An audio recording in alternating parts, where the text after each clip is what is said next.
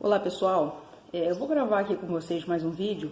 Esse vídeo ele vai ficar um pouquinho mais longo do que os vídeos que eu estou acostumada aqui a gravar, deixar para vocês.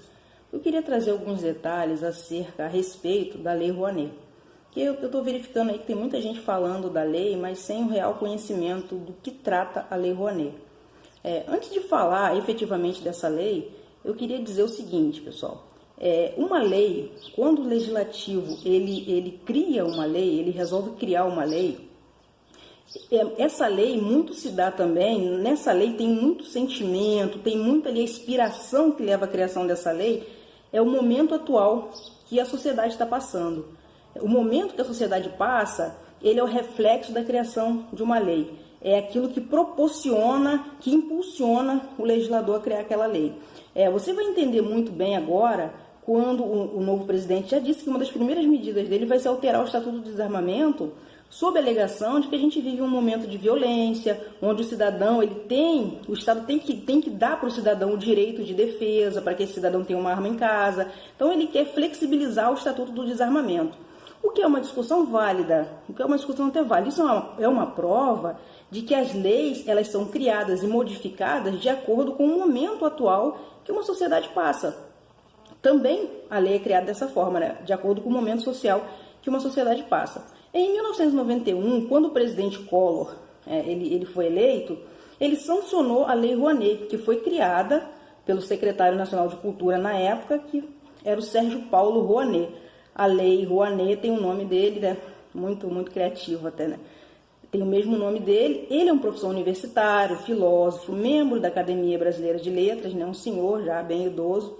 E na época ele foi o criador dessa lei. Na minha opinião, é até uma lei boa.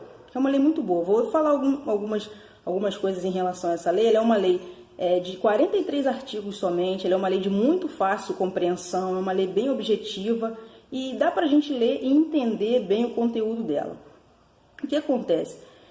Naquele momento que a sociedade brasileira estava passando, viu-se a necessidade de fomentar a cultura brasileira em todos os territórios. Fomentar a cultura, tá? Fomentar a cultura em geral. Em todos os territórios do país. Não era só no Rio, em São Paulo, mas era em todos os territórios do país. E naquele momento estudou-se um método para que isso fosse difundido de uma maneira mais rápida, mais fácil e com custo para o cidadão menor. Então, essa lei, ela é uma lei, ela tem, como eu falei, 43 artigos e tem 3 grandes eixos. Tá? Se você pegar a lei, dá uma olhada lá no Google, a lei é 8.313 de 91. Digita lá essa lei, você vai entrar no site do Planalto, eles vão te dar a lei certinha atualizada.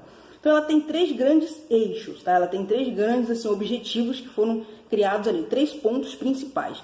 Vou ler aqui para vocês, fiz uma colinha, como eu sempre faço, né, para não ficar nada sem falar. O primeiro eixo dela é a criação do Fundo de Investimento em Cultura.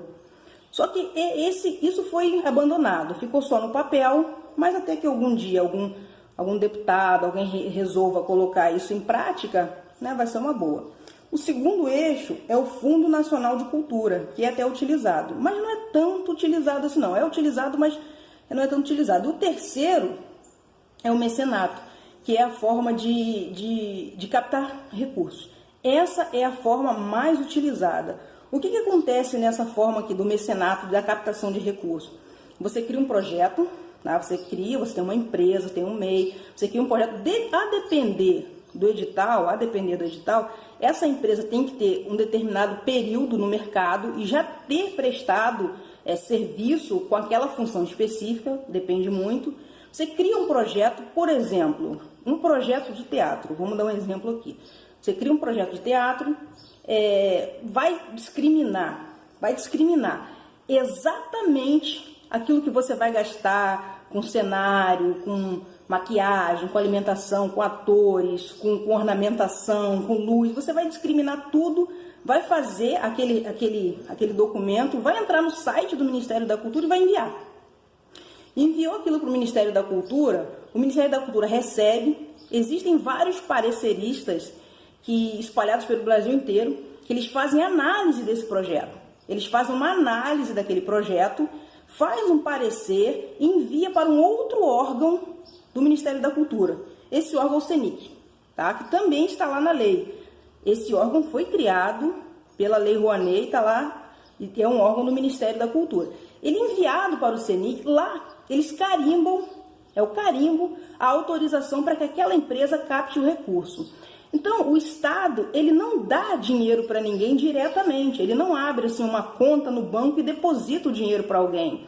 Não, ele dá simplesmente um carimbo, uma autorização de que aquela pessoa, aquela empresa, busque os recursos numa outra empresa, através de isenção fiscal. Aquela empresa que ele apresentou o projeto, ele vai perguntar, olha, o senhor aceita contribuir com o meu projeto? Em troca disso, eu faço para o senhor a divulgação da sua empresa, a divulgação da sua marca, e o senhor, em vez de repassar os 4% que eu teria de imposto para o governo, o senhor me dá para que eu faça o meu projeto. A empresa aceita, ok. Você vai, depois, no final, você vai discriminar aquilo tudo com notas. Tá? Isso está no Ministério da Transparência, está no Ministério da Cultura. Se você entrar no site, você verá. É uma lei, são requisitos muito difíceis de você cumprir, tá? Muito difíceis mesmo, mas que causa transparência, tá? Causa transparência. Só que tem um detalhe. Eu tenho duas críticas a relação a esse projeto. A primeira, a lei, né? A lei como um todo. A primeira crítica é o dirigismo cultural, tá? Que essa lei, quando ela foi criada para que todo o território nacional tivesse a cultura fomentada, em todos os territórios, em todo o território nacional, Norte, Nordeste, Centro-Oeste, Sudeste, todos, e a gente vê que a Lei Rouanet, ela beneficia mais empresas que têm peças de teatro, que têm shows nos grandes centros, São Paulo, Rio, Minas, Bahia.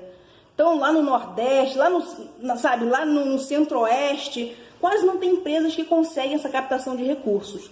Quase não tem empresa, porque muitas das vezes o empresário, ele não se identifica com aquele tipo de produto que está sendo vendido para ele. Às vezes ele não quer investir a marca dele naquela peça, naquele show, naquele evento, ele não quer investir. Então isso dificulta muito a difusão da cultura nos demais locais do Brasil. E fica somente aquela concentração grande de investimento nos grandes centros. O que acontece muito corrupção por causa disso, né? Somente algumas empresas poucas empresas ganhavam milhões e conseguiam fraudar ainda. Eles não investiam todo o dinheiro que deveriam investir. Então, como o dirigismo cultural, ele consegue captar somente determinadas empresas e determinados projetos, fica muito difícil para o Estado, fica muito difícil para a lei, para as pessoas, para as outras empresas de outros estados conseguir um investimento através dessa lei. Eu mesmo tenho vários amigos que têm empresas de produção cultural e não conseguem fazer um edital, não conseguem pegar uma captação de recurso através da Lei Rouanet. A outra questão aqui é a validade do artista. O que é arte? Muitas pessoas dizem que tudo é arte. A arte não existe conceito.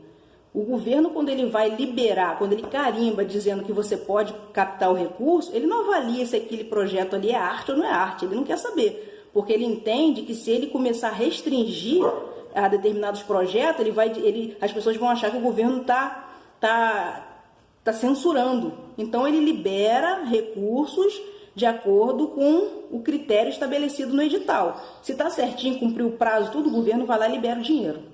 O governo vai lá e libera. O que aconteceu ano passado, no Santander Cultural, com aquela exposição de nudismo, foi que foi captado recurso para fazer aquela exposição, e o governo liberou. O Santander Cultural não tinha culpa. A única culpa que teve ali é o governo de não dizer, olha, isso aqui vai para isso, vai para isso. Então, qualquer pessoa que quiser, se tiver dentro daqueles requisitos lá que o governo entende como certo, ele libera. Ele não vai dizer que isso é arte e isso não é arte. Ele não tem esse tipo de censura, entendeu? Então, é livre. Então, o que a gente entende disso? O que a gente entende com isso? A lei, ela é boa, ela dá retorno.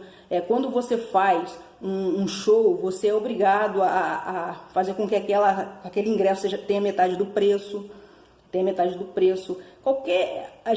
O Brasil, ele tem esse sistema de renúncia fiscal, né? Só no ano passado, em 2017, o Brasil deixou de arrecadar 354 bilhões com renúncia fiscal. Só a lei deixou de arrecadar com cultura, com a Lei Rouanet, 1 bilhão e meio. Isso é um valor pequeníssimo em relação a todo o processo, a todo o mecanismo de renúncia fiscal que o Brasil tem. A indústria de bebida tem renúncia fiscal, a indústria automotiva tem renúncia fiscal. Agora eu queria só colocar uma dúvida para você. Quando você vai comprar um carro, você compra com 50% de desconto? Você não compra. Mas quando você vai ao cinema e ao teatro, se esse filme, se essa peça foi patrocinada através da Lei Rouanet, você pagará sim 50% de desconto. O ingresso é mais barato por causa da Lei Rouanet. Entendeu? Então, assim, é uma lei boa. A lei ela não pode acabar porque ela tem que ser melhorada. Tá? Quando a gente... no Brasil ele tem esse defeito, né? O brasileiro tem esse defeito. Ele acha que, como é uma coisa que ele não gosta, tem que acabar. Mas não é assim, tem que melhorar. Porque a cultura é muito importante para a sociedade, é muito importante para o jovem, é muito importante para o adulto. Ele faz você refletir, faz você pensar, questionar, não aceitar determinadas coisas. O que a gente não pode fazer é fazer da cultura, querer dirigir recursos para uma cultura de uma maneira ideológica. Quem faz uma peça nesse sentido, com essa ideologia, eu vou dar. Quem faz um filme dessa ideologia, eu vou dar. Não, a gente não pode tratar dessa forma. A cultura é muito ampla e a gente precisa abrir o leque de oportunidade para todas as empresas, de todos os tipos de ideologia, desde que respeite, que tenha bom senso. Acho que está faltando um pouco de bom senso e principalmente vontade de aprender. Entendeu? Eu vejo muita gente aí falando que tem artistas brasileiros milionários por causa da Lei Rouanet. Olha, pessoal, sinceramente eu acho que você está enganado. A gente não vive em Hollywood, não. Artista brasileiro que é milionário são aqueles artistas que, além da arte, tem uma outra função. É garoto propaganda, é modelo, tem alguma empresa. Porque dificilmente um artista que vive do teatro, que vive fazendo novela, ele é rico. A gente fala hoje aí de Regina Duarte, mas você vê que Regina Duarte, ela é uma mulher que ela é casada com um agropecuarista. Então eles têm dinheiro pela profissão deles, pela função deles, não por ela ser artista. Artista, viver de arte no Brasil hoje é muito complicado.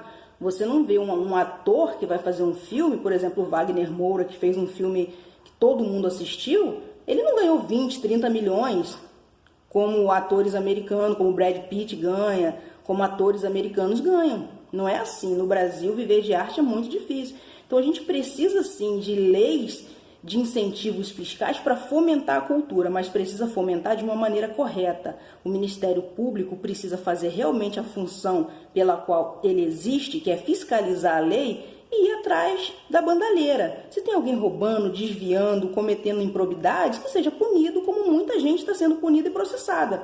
Não simplesmente pegar a lei e acabar com a lei. Que se faça CPIs da Lei Rouanet, que se investigue mesmo, que se investigue duro. E se tiver algum artista, algum produtor, alguma produtora que cometeu algum crime, que seja punido.